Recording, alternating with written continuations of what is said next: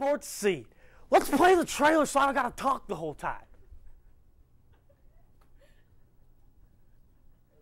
What's going on?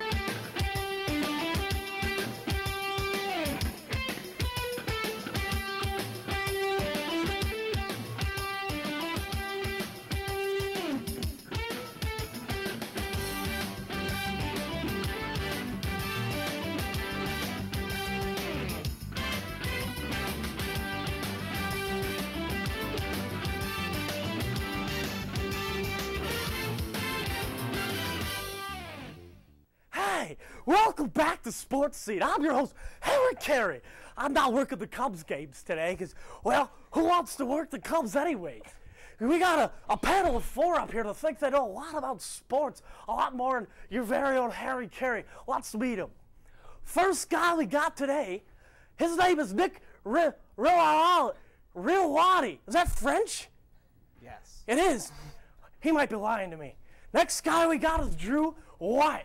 Whoever thought of putting an H after the W? I don't know. The next guy we got is Courtney Zahn. You don't see many people these days with the last name starts with Z. And Cole Gallagher, he's got a silent H in his last name. Right? Cole? No.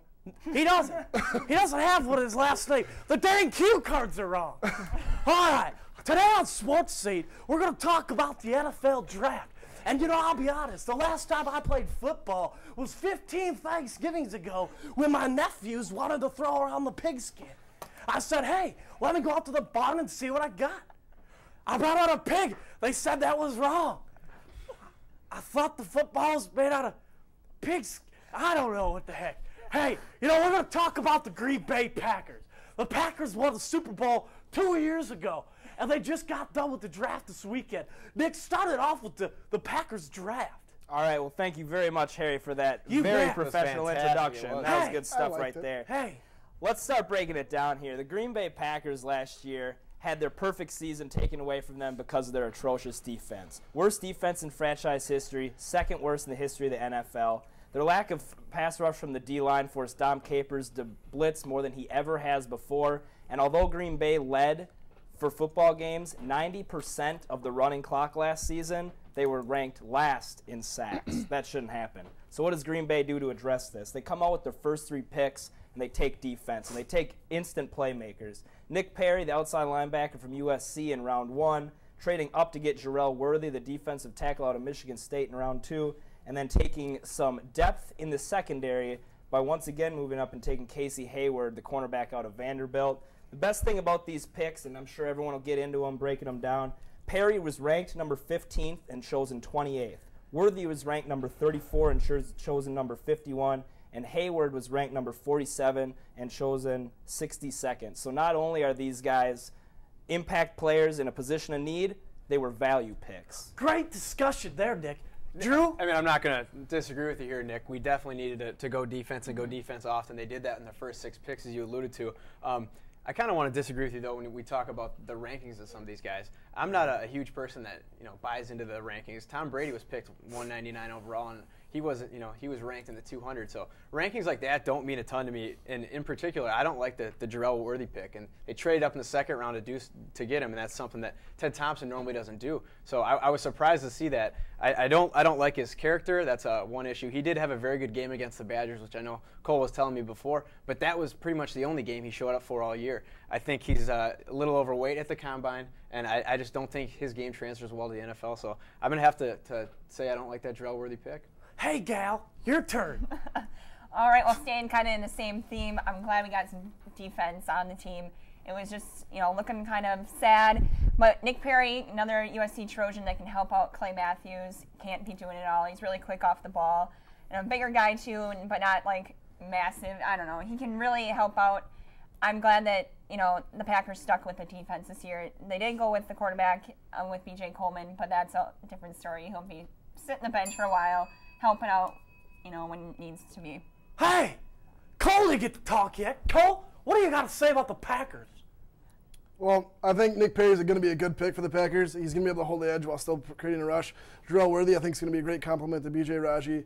And Casey Hayward, just a ball hawk. He's picked off 15 balls last season in the SEC, or in his career in the SEC. So, I mean, He's not overly fast, but he's a ball hawk, and that's what the Packers rely on is turnovers. Is there any rebuttal to any of this Packers draft talk? Well, I think the one last point I'd like to make is another pickup in Mike Daniels in the 4th-round defensive tackle out of Iowa. Drew, I think he's going to be exactly what Jarrell Worthy needs, a motivating factor and competition on that defensive line. When that makes him a good pick there to give him some of that motivation that he didn't have at Michigan State because he was so dominant compared to the guys that were on his team. Well, I'll be honest, I'm from Illinois. I don't know a lot about the Green Bay Packers, but I know they got a lot of good beer up there with Wisconsin. And the cheese, well, if you can't tell, I've had a little bit too much of it.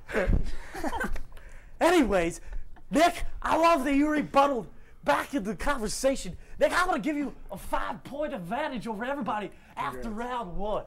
To round 2, a team that, hey, I don't even care about. It's the Minnesota Vikings. The Vikings, they're pointless. They're clueless. Ever since I got rid of Mike Tice, I liked him because he's about my size. Drew, is that right? No? All right, Drew, talk about the Vikings draft. Well, I want to say one thing here. You are much more slender than you give yourself credit for. So Hey! I'd like to start off by saying that. But the Vikings, I'm always giving compliments. Thank you. But the Vikings are a team, aside from the Packers needed help on defense. The Vikings need help everywhere. I mean, let's be honest, they need help at offensive line. In the secondary, they need some playmakers around Christian Ponder and Adrian Peterson. Pretty much, they're only 2 guys that you can pencil in right off the bat as guys that you know are going to be there next year. The thing I like is in the 4th round, they went and got 2 playmakers out of Arkansas in Jarius Wright and Greg Childs. Jarius Wright, I don't know if that was the right pick. I like what they're going for there, but he's kind of a Percy Harvin type slot guy, runs a 4.3, so I don't know if that's what you want to do. But the Greg Childs, there's a great pick. He has a 40-inch vertical, 6'3", big and physical on the outside, and the dude's a magnet in the red zone, so I think that was a very good pick. Hey, Court, your turn. All right. Well, I also agree they needed a lot of help in every way, shape, and form. I think they're going to have a lot of help from Matt Khalil, their 1st-round draft pick from USC. Can help out Christian Ponder. He's just an overall big guy, top tackler from USC. He's got family that was in the NFL. Not that never necessarily make a difference, but I think it does in this. So I think we're going to be seeing big things from Matt Khalil to hopefully help the Vikings in a little bit. You bet Gallagher go to town. I agree. Harry, have you ever seen The Blind Side? I have. It was a great flick. Well, Matt Khalil will be protecting Christian Ponder's blind side this season because he was harassed last year and constantly hurt. Harrison Smith, a great safety in the first. What? That was a great analogy. So I'm talking to myself. Oh. Harrison Smith was a great pick. They moved up in the 2nd round to get him.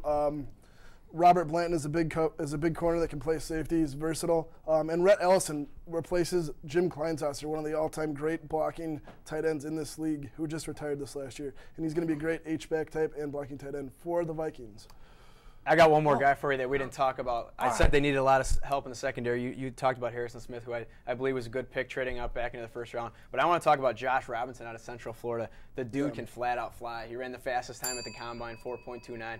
Look for him to be manning up on guys like Kelvin Johnson and Greg Jennings. Nick, wrap it up. 2 quick points about the Vikings. Obviously, Khalil, a no-brain pick. A lot of people are thinking they should have taken Claiborne, but listen, Matt Khalil fortifies an offensive line that gave up 49 sacks in the NFL last year. And he also eliminates the need to keep their tight ends in to protect Ponder. Kyle Rudolph and John Carlson are pass-catching tight ends. They can be utilized that way. The one blunder from the Minnesota Vikings, a team that, as Drew said, needed a lot of help in a lot of positions. In round six, they took kicker Blair Walsh out of Georgia. They didn't need a kicker. They have Ryan Longwell. They could have picked this guy up in free agency this week anyways. And he's got a booming kicking leg, but no accuracy. 75% accuracy. Thanks. 76% actually in college. Where would I be without this panel? I didn't even watch the draft. Heck, I was getting ready for the Kentucky Derby. What? I don't know. Cole and Drew, you guys both said stuff about me. I'm going to give you 2.5 points each. 2.5. Is it funny that 5 is half of 10? I don't know, that kicks me out of here. What? All right, to a little bit of something that I know a little something about. The Chicago Bears. They played the same place as what I used to announce. Not St. Louis. No, Chicago. The Chicago Bears. They drafted this past weekend too. Court, give me something to growl about. All right, you can growl about Shea McClellan from Boise State. No? Too early? Yeah, no, go right ahead. Growl. Defensive end out of Boise State. I really